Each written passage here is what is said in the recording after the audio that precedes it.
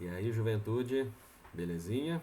Muito bem. Pessoal, é, espero que todos estejam bem, né? Espero que todos estejam aí tranquilos e tranquilas, para que esse período seja o mais leve possível, né? Dadas as circunstâncias. Muito bem, pessoal.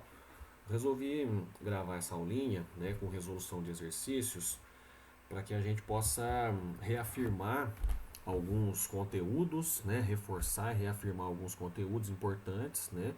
Que a gente trabalhou nas últimas aulas, né? Então, dinâmica climática, clima mundial e geomorfologia mundial, legal? São os exercícios referentes a estes temas, tá? Repito, com o intuito de reforçar os conteúdos, tá? Bom, então vamos lá. Primeira parte aqui, dinâmica climática. Exercício da Unicamp, primeira fase, tá? Bastante tranquilo. Ele vai trabalhar o fator altitude, né, e a sua influência sobre a formação, né, de determinados ambientes, legal? Então ele vai trazer o seguinte: em zonas de altas montanhas, como no Himalaia, a vegetação se desenvolve em diferentes altitudes, a que se associam variações das condições de temperatura, umidade, exposição do sol e ventos. Após examinar a figura a seguir, assinale a alternativa correta a respeito da distribuição da vegetação em relação à altitude.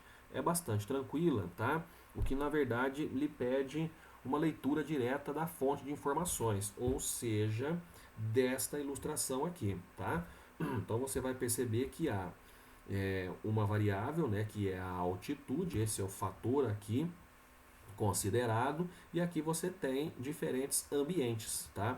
Pela fisionomia desses ambientes, pela aparência, pela forma, né, como você observa ali diretamente na ilustração, você consegue chegar à resposta. Então observe, ó, até 2.000 metros, floresta temperada, de 2 a 3.000, floresta tropical. Opa, floresta tropical é uma formação de clima quente, quente e úmido, tudo bem? Então você não vai encontrar esse tipo de formação, tá? Em elevadas altitudes, ok? Você vai encontrar isso no caso, né, dos ambientes montanhosos, você vai encontrar isso em regiões mais baixas. Então a floresta tropical ela está aqui, ó, legal? Logo nesse primeiro patamar, né, nessa primeira parte, beleza? Então ela já fica por aqui, tá? Bom, até 2.000 metros, floresta de coníferas. Opa, coníferas, né? Aquelas florestas em forma de cone, ok? Percebam que elas estão aqui, ó. Aqui próximo aos 4.000 metros, tudo bem? Então não há possibilidade de termos até 2.000 metros. Observe a formação, né? Fechada, umbrófila, né? Aquela formação densa de árvores muito altas, né, de grande porte, que são típicas de florestas tropicais. Então a letra B também não serve. Logo no início você descarta. Até 2.000 metros, gramíneas. Opa, de novo, a gente não consegue observar a presença das gramíneas nesse patamar do relevo. Legal? As formações predominantes elas são arbóreas. Até 2.000 metros a floresta tropical, perfeito. De 2 a 3.000 a floresta temperada, observe é esse tipo de formação aqui, tudo bem? Aí você tem de 3 a 5.000 a floresta de coníferas, esta formação justamente nessa faixa. De 5 a 6.000 gramíneas, em função da temperatura, né, da queda das temperaturas, você passa a ter uma vegetação mais pobre, né, composta predominantemente por arbustos e gramíneas, e acima de 6.000, observem aqui, terreno coberto de gelo, chamado neve eterna, né? Típico de regiões montanhosas, onde você tem maior precipitação em relação ao derretimento, né?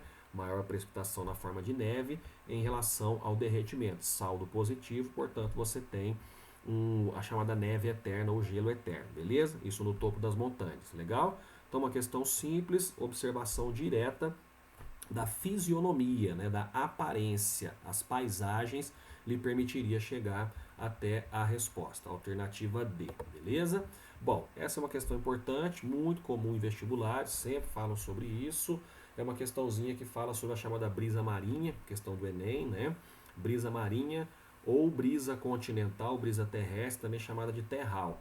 Basicamente é para a gente observar as diferentes pressões atmosféricas, tá?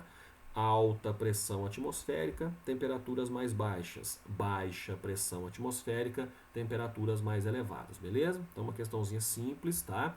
Observação também direta da fonte de informações. Então, ele traz um primeiro esquema que ele chama de formação da brisa marinha, ok?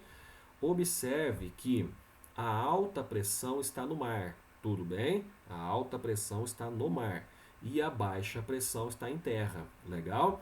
Então você tem uma temperatura morna, ok?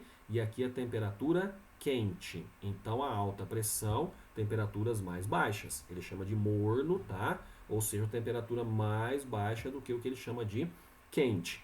Aí o que nós temos que lembrar? Aquela regrinha. Os ventos sempre se deslocam da alta pressão para a baixa pressão, ok? Então você tem um deslocamento, nesse caso, da chamada brisa marinha. Os ventos vão se deslocar do mar, morno, alta pressão, para a terra, quente, baixa pressão. Legal? Bom, na formação do terral, percebam que inverteu, tá?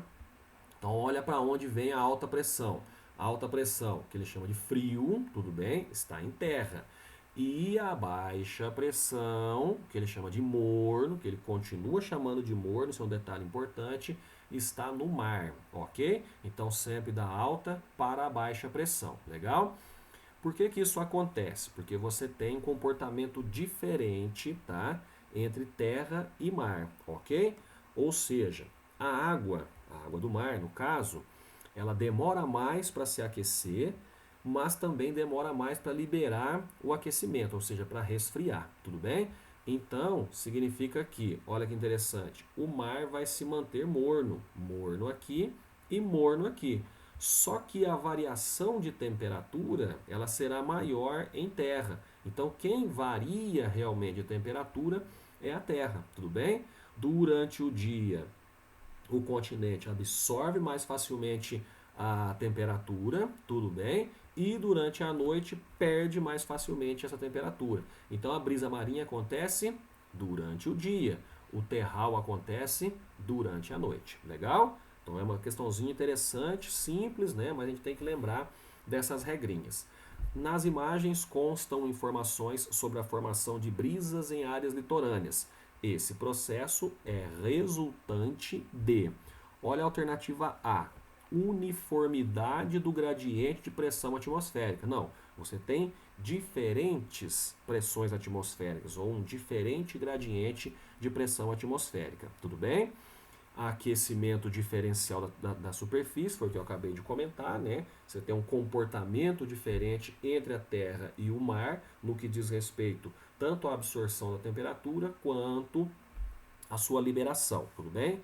Quedas acentuadas de médias térmicas, tá? Isso não consta ali, né? Então você não consegue perceber que há uma diferença significativa entre as médias térmicas. Na verdade, você tem a manutenção do que ele chama de morno no mar e um quente e frio em terra, tudo bem? Mas você não tem o que ele chama de acentuadas.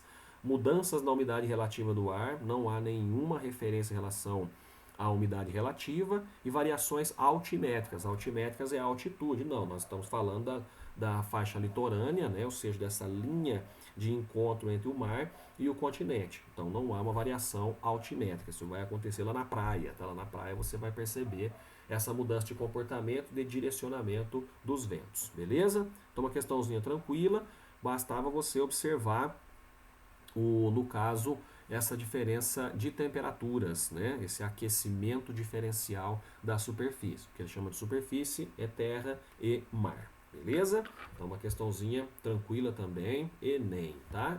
Típico Enem, né? Observação da fonte de informações e a menção, né? Ou seja, a referência quanto a alguns conceitos básicos. Beleza? Bom, questão 3, pessoal, super simples, né? Como eu brinco, questão nível baby, né? Não corresponde a um fator, né? O que não é um fator climático aqui? Ora, única e exclusivamente a pressão atmosférica. Altitude, fator, latitude, fator, massas de ar, fator, continentalidade, fator, tudo bem? Pressão atmosférica, temperatura e umidade do ar não é fator, tudo bem? Então é um elemento. Pressão atmosférica, umidade e temperatura são elementos do clima. O que são os elementos? Características que todos os tipos climáticos possuem. Legal? O que são fatores? São características geográficas que determinam diferenciações climáticas, né? Diferenciações nos elementos, né? Então os elementos variam de acordo com os fatores, beleza? Alternativa C, muito simples. A questão 4, olha que interessante. Com relação à dinâmica climática, considere as afirmações abaixo.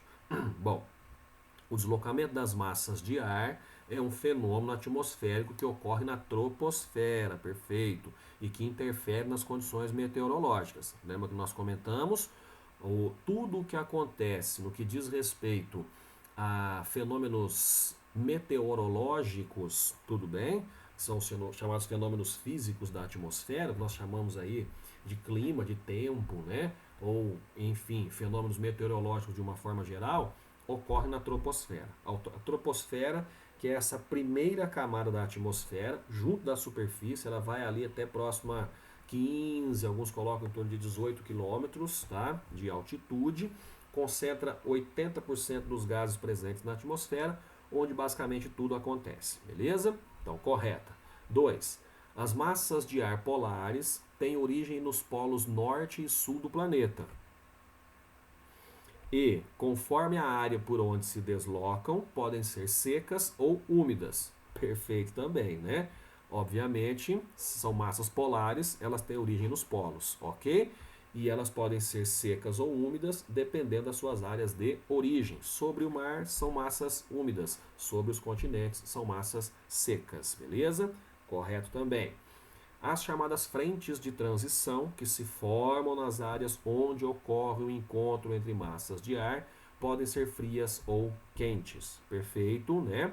O que é uma frente? A frente é o começo da massa de ar, tudo bem? É quando ela chega, tá? Dependendo da característica da massa de ar, ela é quente ou fria. Então, correta também, questãozinha bastante simples, né? Sobre clima, beleza? Então, bem tranquilas, né? Percebam, sem grandes novidades aqui, tá?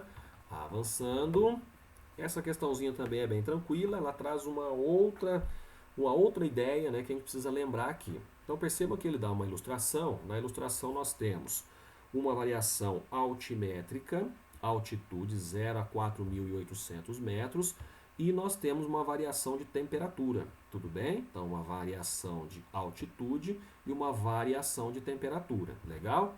Percebam que isso é interessante, que vai ao encontro daquela primeira questãozinha lá, que tem aquele perfil, né, com as formações vegetais. Percebam que em menores altitudes nós temos temperaturas ou médias térmicas mais elevadas. Em maiores altitudes nós temos médias térmicas baixas, né? Isso é importante. Ele vai perguntar o seguinte: a variação de temperatura observada no cartograma ao lado, no caso, né, mudei aqui um pouquinho, é explicada, bom, pela diferença de pressão atmosférica nas diversas altitudes. Por que esta é a alternativa correta? Porque você tem um outro fator, né, que determina a pressão atmosférica, que é o fator altitude. Então imagine o seguinte: aqui em regiões mais baixas, tudo bem? Você tem uma maior coluna atmosférica, ok? Então percebam que você tem um maior intervalo, né, maior coluna atmosférica, exercendo maior pressão sobre a superfície, ok? E, portanto, você tem uma maior densidade atmosférica aqui em regiões mais baixas, ok? Isso significa que você vai ter uma maior retenção de calor, legal? Uma maior concentração, né, de gases, uma maior densidade do ar aqui em regiões mais baixas. Isso provoca maior retenção de calor. Quando você tem uma região de menor pressão, porque a coluna atmosférica ela é menor, né, exercendo pressão sobre a superfície, você tem um ar rarefeito, tudo bem? Esse ar rarefeito, uma menor densidade do ar, significa uma menor capacidade de retenção de calor, tudo bem? Então, por isso que você tem em regiões mais altas, menores temperaturas. Em regiões mais baixas, maiores temperaturas, por essa diferença na densidade do ar, tudo bem? Isso é bem importante. E repito, é um outro fator, né, que determina diferente pressão atmosférica, beleza? Aí ele diz, pela correção da maior latitude pelas variações longitudinais. Não tem nada a ver o que ele falou aqui, tudo bem? Nada a ver com nada, na verdade, tá? Variação de longitude que afeta a mudança de latitude. De jeito nenhum, são coisas completamente diferentes. Pela menor concentração de pressão nas altitudes mais baixas. Maior concentração de pressão nas altitudes mais baixas, justamente pela maior coluna atmosférica, como eu acabei de comentar. Pela mudança climática nas camadas de gelo das maiores altitudes. Não, isso é um efeito, tudo bem? É um efeito causado por essa variação de temperatura e não a explicação para ela, beleza? Então só pode ser a alternativa A. Legal? Então nessa questão aparece um elemento novo, né, em relação à pressão atmosférica, tá? Avançando aqui, também bem tranquila, tá? Vejamos.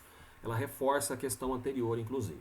A temperatura atmosférica varia de um lugar para outro, mas também pode apresentar variações no decorrer do tempo, pois vários fatores estão relacionados à sua distribuição ou variação. Então, de novo, a questão da temperatura. Varia de um lugar para outro, mas também pode apresentar variações no decorrer do tempo, pois vários fatores estão relacionados à sua distribuição ou variação. Então ele está falando sobre o que interfere na variação de temperatura. Sobre os fatores que interferem na variação e distribuição da temperatura atmosférica, é correto afirmar: as variações de temperaturas no continente são menos acentuadas que nos oceanos, devido à diferença do comportamento térmico no meio sólido e no líquido. Lembra que eu comentei com vocês lá naquela questãozinha da brisa marinha e do terral? É o contrário, tá? Ou seja, a variação, pessoal, nos oceanos são menos acentuadas que nos oceanos. Então, na verdade, é o seguinte: as variações de temperaturas nos continentes são mais acentuadas, beleza? Aquele raciocínio que eu coloquei para vocês lá no início ou na questãozinha sobre brisa marinha, tá? Então você troca esse menos aqui por mais. As variações de temperatura no continente são mais acentuadas. Lembra que eu disse? A temperatura, ou melhor, os continentes, né? Eles absorvem mais rapidamente a temperatura, eles aquecem mais rapidamente, mas eles resfriam mais rapidamente do que os oceanos, beleza? Os oceanos conseguem manter uma regularidade maior entre o aquecimento e o resfriamento, belezinha? Então ela está errada. A influência da altitude ocorre porque o calor é irradiado da superfície da Terra para o alto e a atmosfera se aquece por irradiação. Assim, quanto maior a altitude, menor a temperatura. Tudo bem? Menor a temperatura, tá? Então isso é importante você perceber, né? Quanto maior a altitude, menores as temperaturas. Quanto mais alto, mais frio. Tudo bem? Pelo fator apresentado e aquilo que eu comentei com vocês, né? Ou seja, a densidade da atmosfera. A questão da radiação, ela está correta, né? Aquela ideia do albedo, né? Que vocês estudam na física, tá? Mas de qualquer forma, a última frase está muito errada. O contrário. O relevo pode facilitar ou dificultar a passagem de massas de ar. Bom, até aí, por isso a presença de altas cadeias de montanhas no litoral evita a formação de desertos. Não, favorece a formação de desertos, né?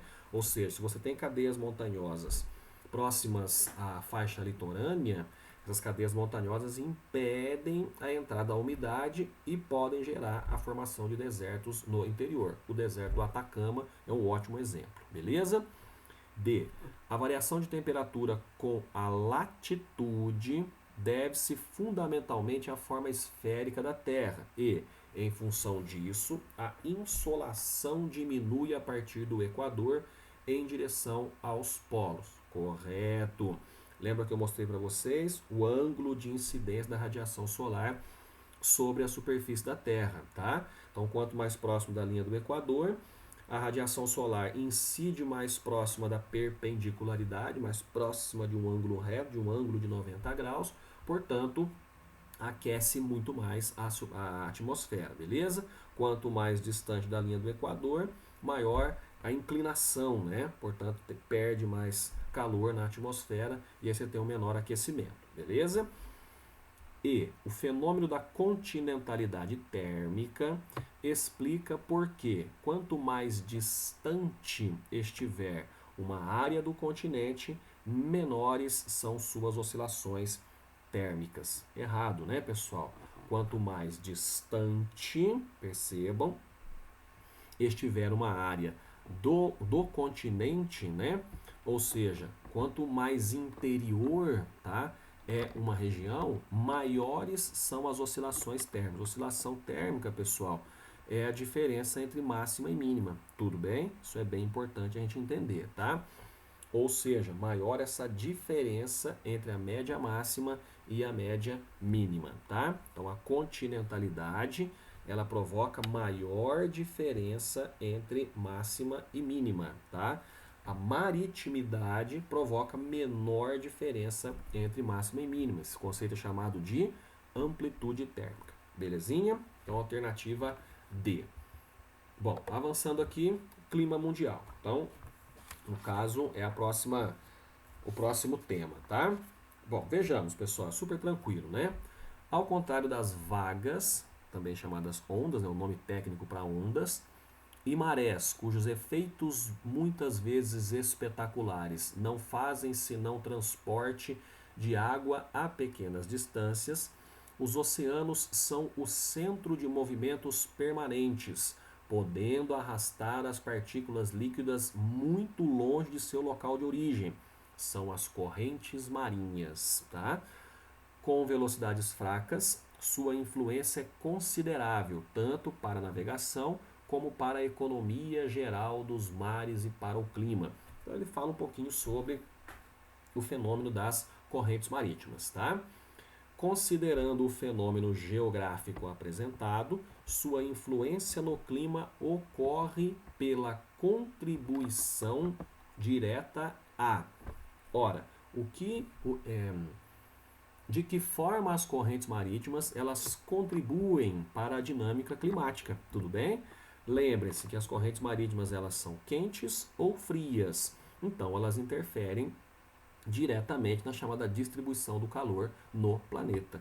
As correntes quentes elas têm origem nas regiões intertropicais, ok? E elas promovem mudanças ou alterações na dinâmica climática, tá? Nas regiões por onde percorrem. Ótimo exemplo, pessoal, a chamada corrente do Golfo, que quando avança para a Europa, é a chamada corrente do Atlântico Norte, tá?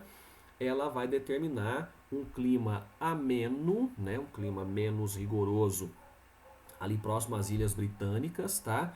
E na Europa Nórdica, né? Essa Europa Nórdica voltada ali a Península da Escandinávia, né? Voltada para o oceano, beleza? Então, distribuição do calor no planeta. Outro exemplo, né? A corrente da Califórnia, que é uma corrente fria e influencia na formação dos desertos, tá? Ali na costa oeste dos Estados Unidos. A corrente de Humboldt, outra importante também, beleza? Então, alternativa B, bem tranquila, tá? Aqui, avançando. Bom, vejamos. Segundo a previsão climática publicada pelo Centro de Previsão do Tempo e Estudos Climáticos do Instituto Nacional de Pesquisas Espaciais, isso em 19/7/2012, tá? A previsão é de que as águas superficiais, olha que interessante, do Oceano Pacífico tropical evoluam para um padrão anomalamente mais aquecido. Anomalia, pessoal, é uma coisa que ocorre fora do padrão, fora da regra, tudo bem? Mais aquecido, então é o aquecimento das águas superficiais do Oceano Pacífico tropical, ok? Isso é muito importante, dando indicação da evolução de condições de neutralidade para condições típicas de um fenômeno El Niño, durante os meses de agosto, setembro e outubro de 2012. Então, na verdade, ele explicou o El Ninho, tudo bem? O aquecimento anormal, tudo bem? Das águas do Oceano Pacífico tropical, beleza? Então, ele, na verdade, explicou o fenômeno El Niño, tá?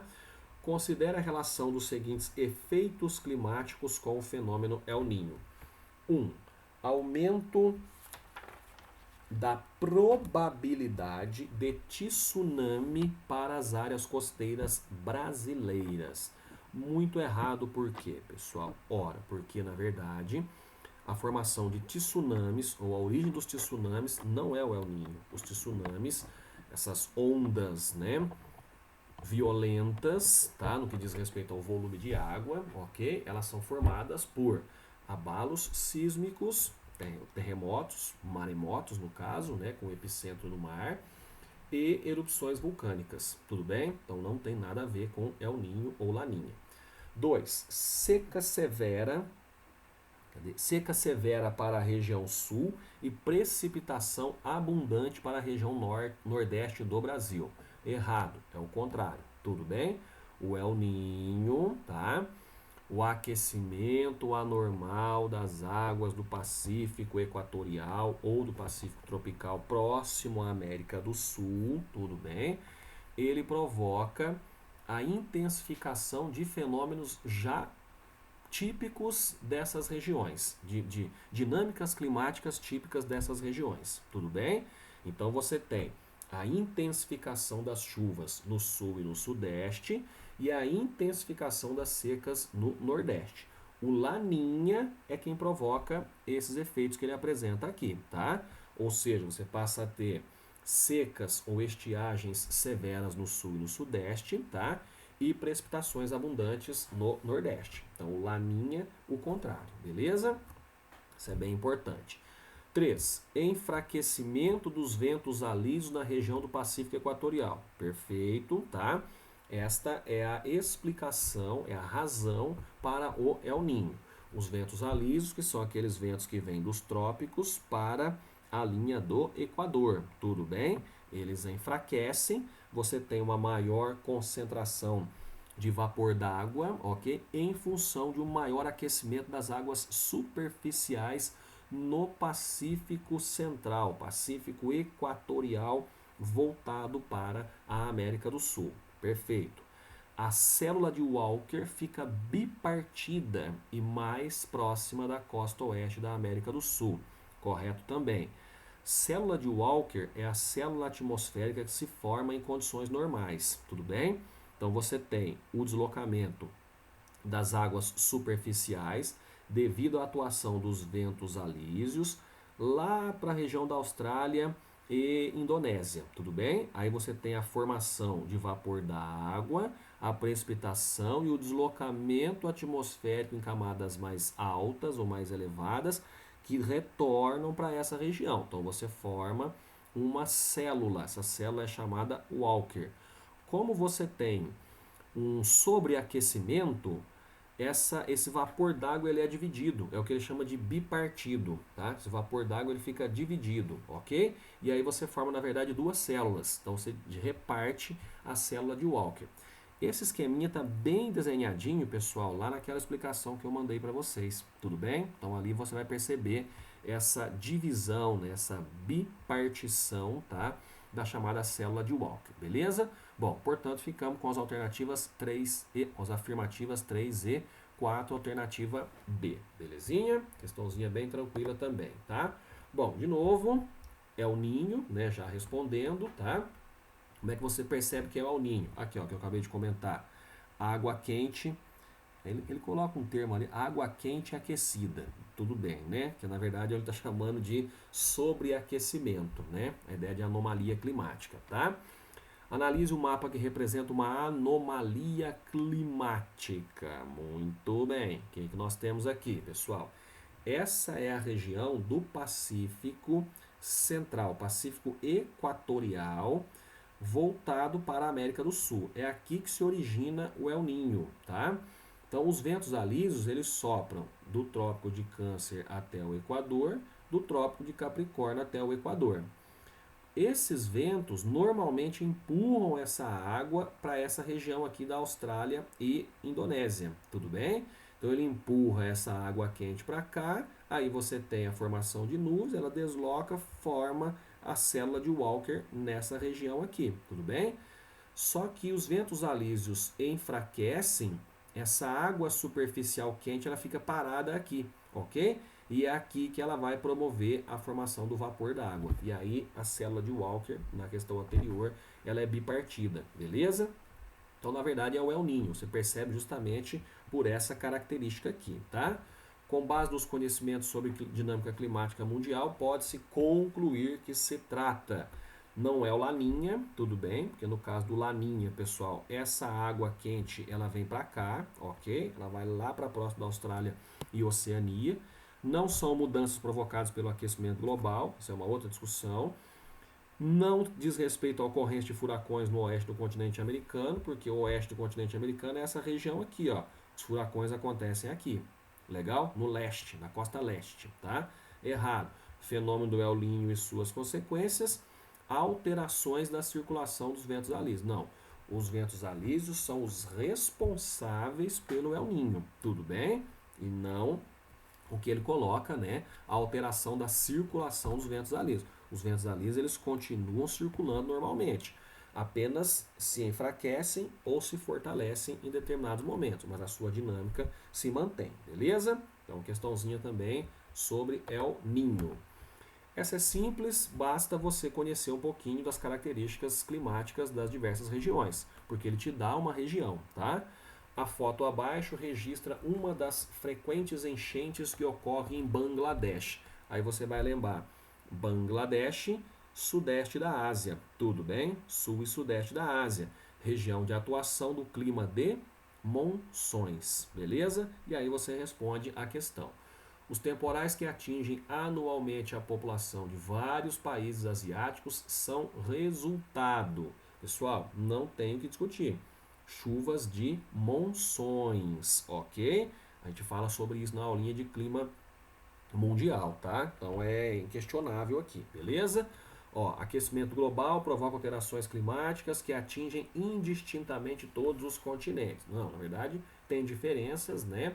Atinge todo o mundo, caso realmente a ciência entenda, né, que as mudanças climáticas provêm do aquecimento global, beleza? Indistintamente, tá? No caso, seria no sentido de efeitos generalizados, tá? Mas eles são diferenciados. Nessa região, esse tipo de evento, as inundações, elas são, os temporais e as inundações, né? São próprias do tipo climático, que é o clima tropical de monções. Chuvas de monções, provenientes do Oceano Índico, que ocorrem no verão e são muito intensas no sudeste desse continente. Perfeito, tá? Clima de monções é aquele em que, durante o verão, os ventos se deslocam do oceano para o continente, provocando intensas chuvas. Durante o inverno, ao contrário, os ventos se deslocam do continente para o oceano, provocando estiagens severas, secas. El Niño não, ok? Falta estrutura das cidades asiáticas também não, né? Está perguntando sobre o fenômeno atmosférico, né? O que promove, tá? Os ventos alísios provenientes também não há relação direta. Na verdade, é o tipo climático tropical de monções que provoca esses eventos, beleza? Bem tranquila também. Avançando. Bom, esse é legal, né? Questãozinha da Unicamp, novamente, ok? Sobre circulação geral da atmosfera. Aqui tem uns detalhezinhos que a gente tem que lembrar, né? E tomar cuidado para não confundir. Observe o esquema abaixo que indica a circulação atmosférica sobre a superfície terrestre e indique a alternativa correta. Circulação geral da atmosfera, pessoal. Olha só. Alta pressão subtropical ao norte, alta pressão subtropical ao sul. Essas setinhas são os ventos alísios, ok? São esses ventos que se juntam aqui na linha do Equador. Lembram? Na zona de convergência intertropical, beleza? Bom, então tá lá. Os ventos alísios dirigem-se das áreas tropicais para as equatoriais, em sentido horário no hemisfério norte e anti-horário no hemisfério sul. graças à ação da força de Coriolis associada à movimentação da Terra. Perfeito, tá? Então, o que ele está dizendo aqui? Os alísios são esses ventos que vêm das altas pressões subtropicais. Lembram? Os ventos sempre se deslocam da alta para a baixa pressão. Você observa pelas setinhas, tá? O sentido de deslocamento dos ventos alísios. No hemisfério norte, ó, eles fazem isso, sentido horário, ok? No hemisfério sul, sentido anti-horário, beleza? Então, super interessante. Que efeito é este? É o chamado efeito de Coriolis. Lembre-se que a direção do movimento de rotação da Terra, pessoal, é de oeste para leste. Então a Terra se movimenta de oeste para leste.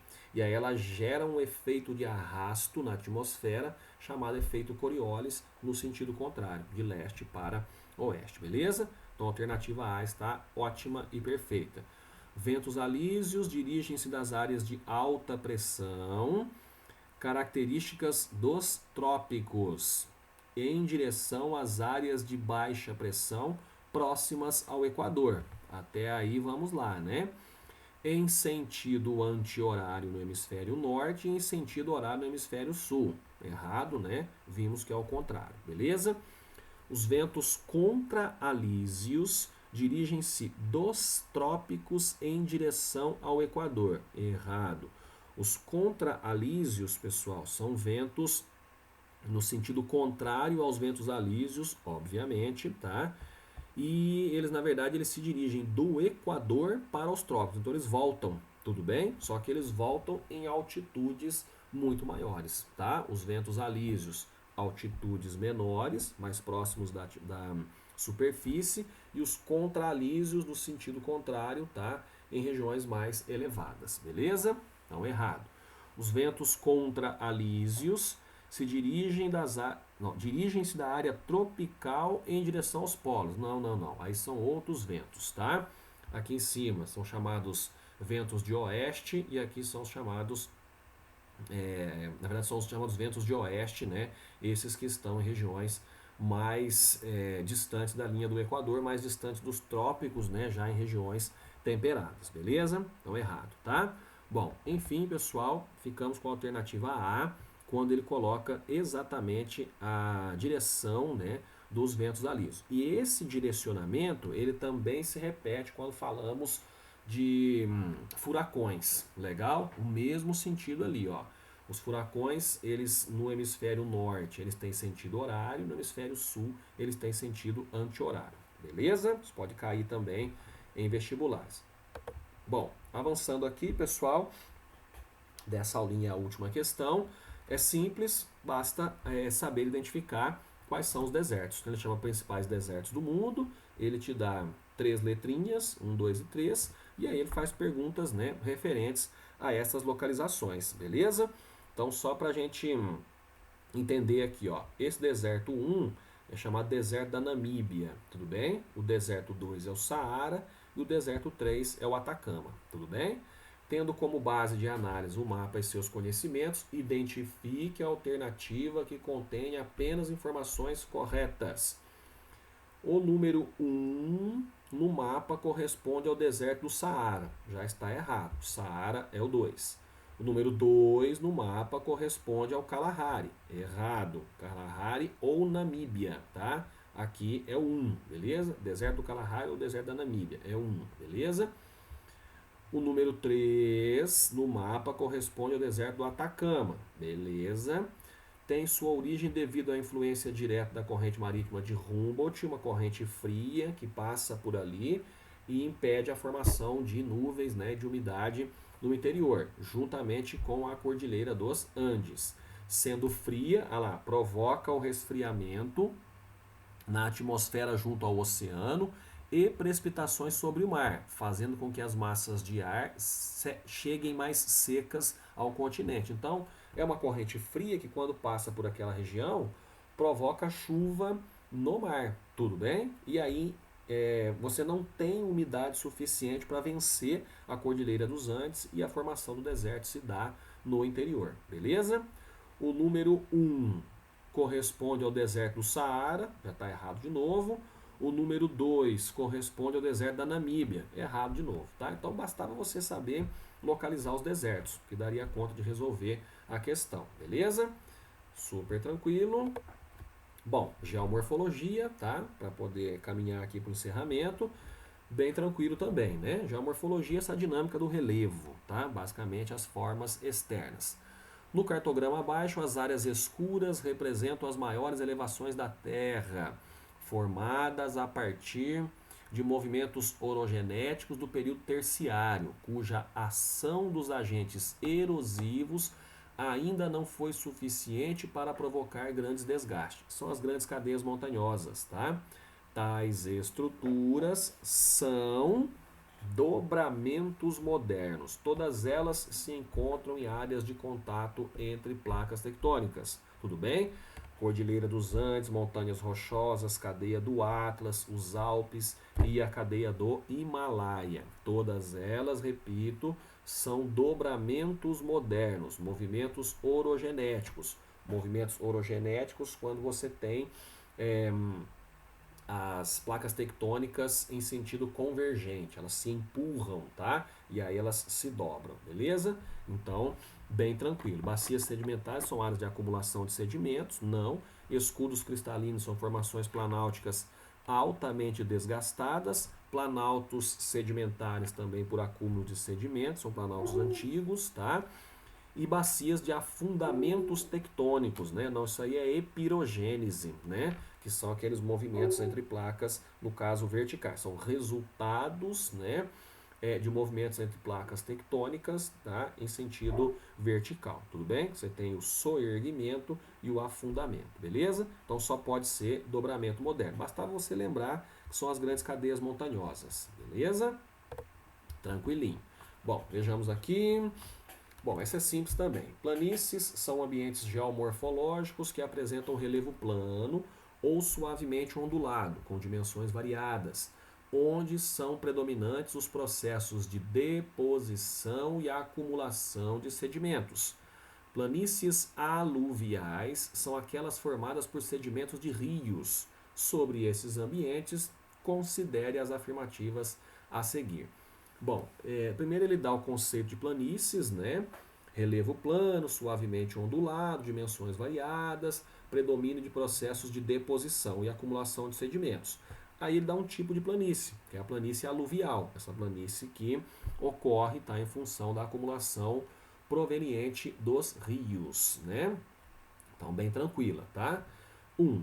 A planície aluvial corresponde ao leito maior de um rio, perfeito, e sazonalmente sua área é ocupada pelas águas dos canais fluviais. Ok, né? São chamadas áreas de inundação periódica, quando tem as cheias dos rios, tá? Essa água, ao subir, se espalha e promove a acumulação de sedimentos nas margens. Correto.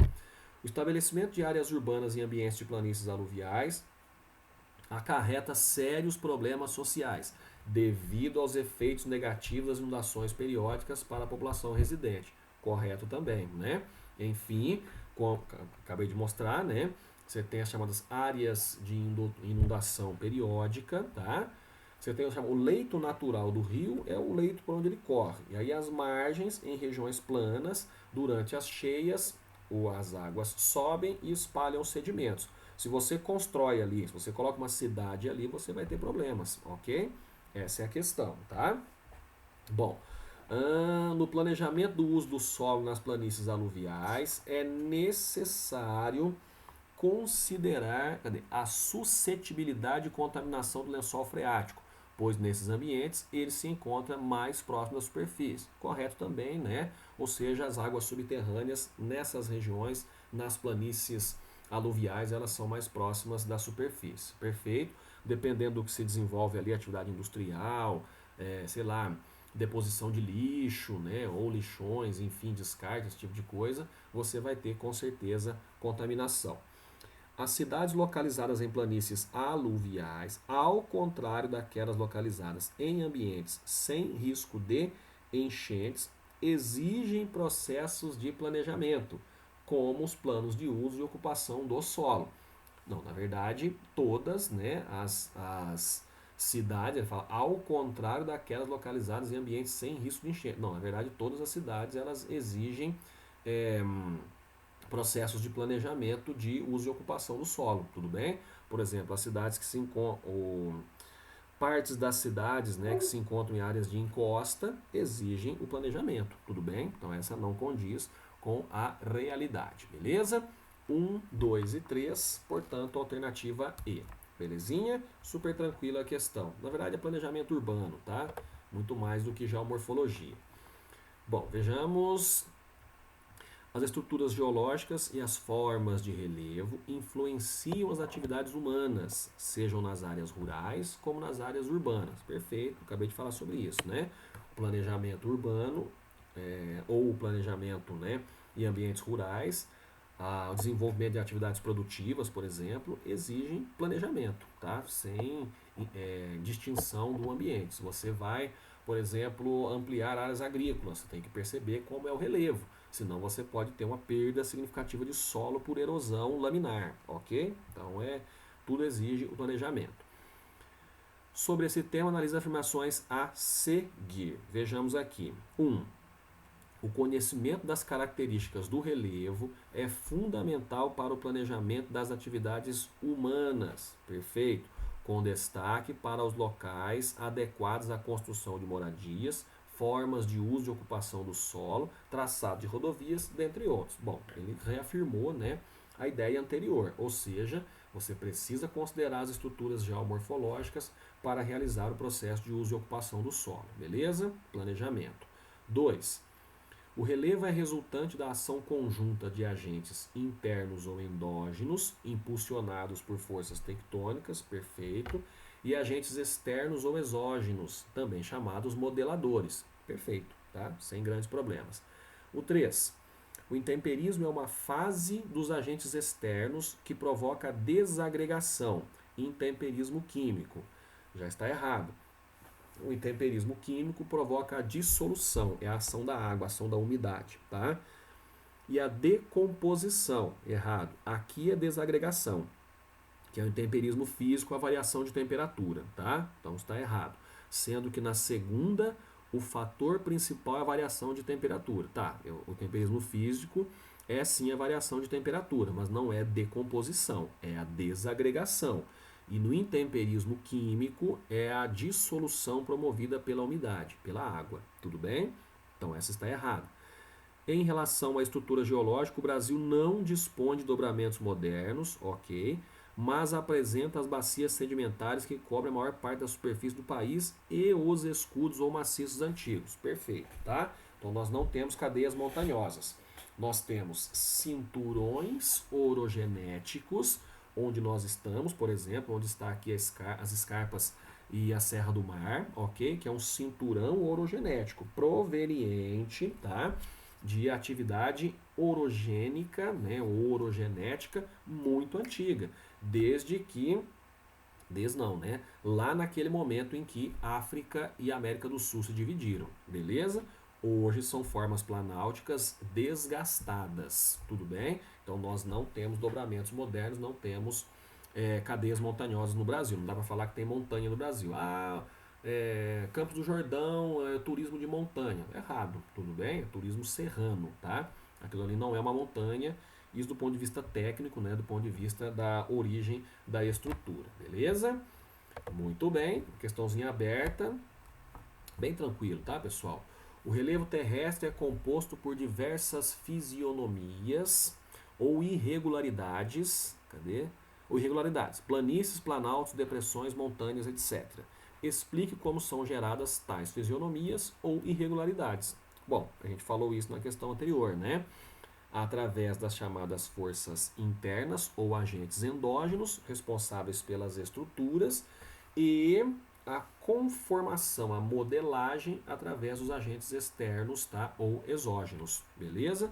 Que esculpem, né? Ou modelam o relevo. Então, uma questãozinha bem tranquila. Agentes internos, estrutura. Agentes externos, modelagem, tá? Esculpem, beleza? Então, sem grandes problemas aqui. Bom, outra questãozinha também, tem aqui um esqueminha, tá? Um perfil ou um bloco diagrama, né, como se diz, tá? Percebam que você tem um aqui numa região mais alta e o 2 numa área mais baixa, próximo ao mar, ok? E percebam que você tem cursos d'água, tá? Então vejamos o que ele vai cobrar da gente aqui. Considerando os rios como agentes modeladores, olha como eles são modeladores, ó. Por onde os rios passam, você tem uma forma específica, né? Olha como eles vão esculpindo. Modeladores do relevo terrestre, identifique os processos predominantes em 1 e 2. A seguir, explique como ocorrem suas respectivas ações no relevo. Pessoal, muito tranquilo, tá? No 1, você tem a erosão, o desgaste, ok? Promovido por uma série de fatores, tá? O vento, a água, as geleiras, né? Nesse caso não, né? Mas você tem, por exemplo, a atuação das águas marinhas, ondas, né, marés, enfim, beleza? E no 2 você tem a deposição, o acúmulo de sedimentos. Quem transporta? Os rios. Então aqui você tem a erosão, o desgaste, a desagregação, a dissolução, tudo bem? Produz o sedimento ele é carregado pelos rios e depositados, tá? Nessas regiões mais baixas, tudo bem? Então aqui você tem, repito, né? O alto curso de uma bacia hidrográfica, por exemplo, né? Que é próximo à nascente, aí ele desce carregando o sedimento e deposita no baixo curso, beleza? Então muito tranquila a questãozinha, tá? E para encerrar, também, né? Bem simples, ó. Segunda fase da Unicamp. Para compreender as características geomorfológicas de um terreno, é necessário entender a influência dos agentes internos ou externos, que definem a estrutura e geram as formas do relevo, e dos agentes externos ou exógenos, que modelam as feições do relevo. Então ele definiu agentes internos, agentes externos. O modelamento das feições do relevo é realizado pelos processos de intemperismo físico e químico. Falamos sobre isso.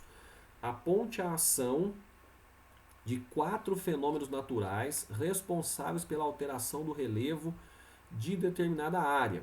2 que correspondem a agentes internos e 2 agentes externos. Gente, sem problemas.